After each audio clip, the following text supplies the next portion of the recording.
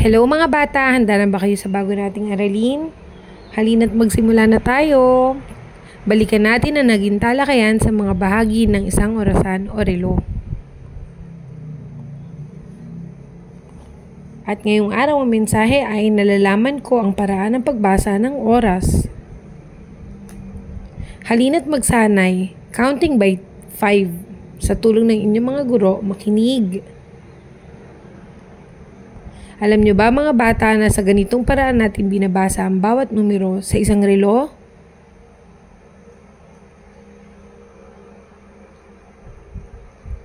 Tandaan mga bata, mayroong 60 segundo sa loob ng isang minuto.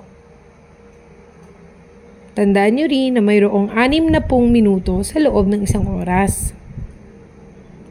Ang AM ay may kahulugang umaga at ang PM naman ay hapon. Ang oras ay 7 at ang mahabang kamay ay nakatapat sa 12, 7 o'clock. Ito naman ay 10 o'clock. Ang maliit na kamay ay nakatutok sa bilang 10, 10 o'clock. Ito naman ay 9 o'clock. 9 o'clock.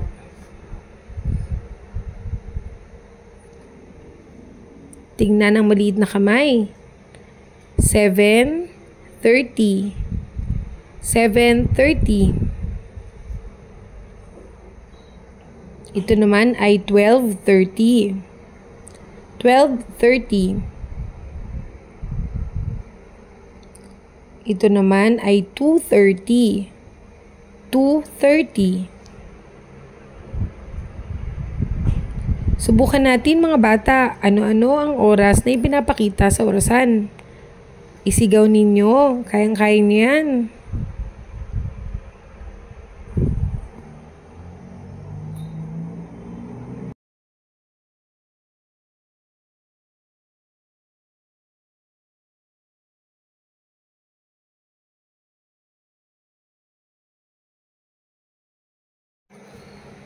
Ngayon, oras na para sa gawain. Bilugan ng ipinapakitang oras sa bawat orasan.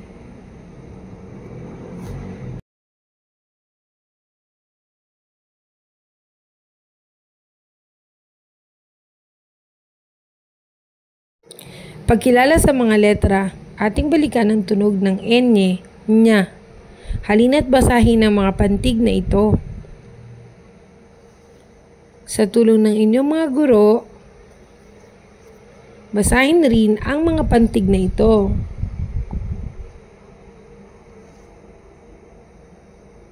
Sa anong pantig mayroon ang bawat larawan? Paranaque, nya. Ninyo, nyo. Ninya, nya. Dasmariñas, nya. Piñata, nya. Ngayon, oras na para sa gawain mga bata.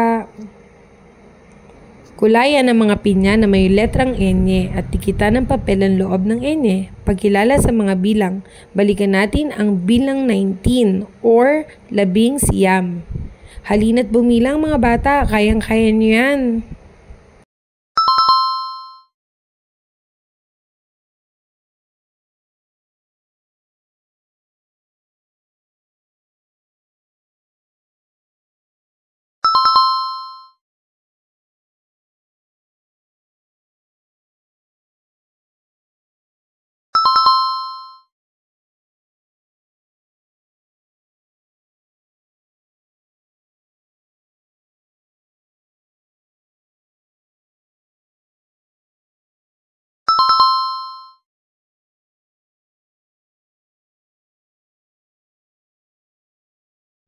Ngayon, oras na para sa gawain.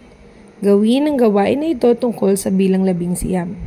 At para naman sa ating wrap-up time ngayong araw na to mga bata, tinalakay natin ang tamang paraan ng pagbasa ng oras. Paalam mga bata, hanggang sa muli!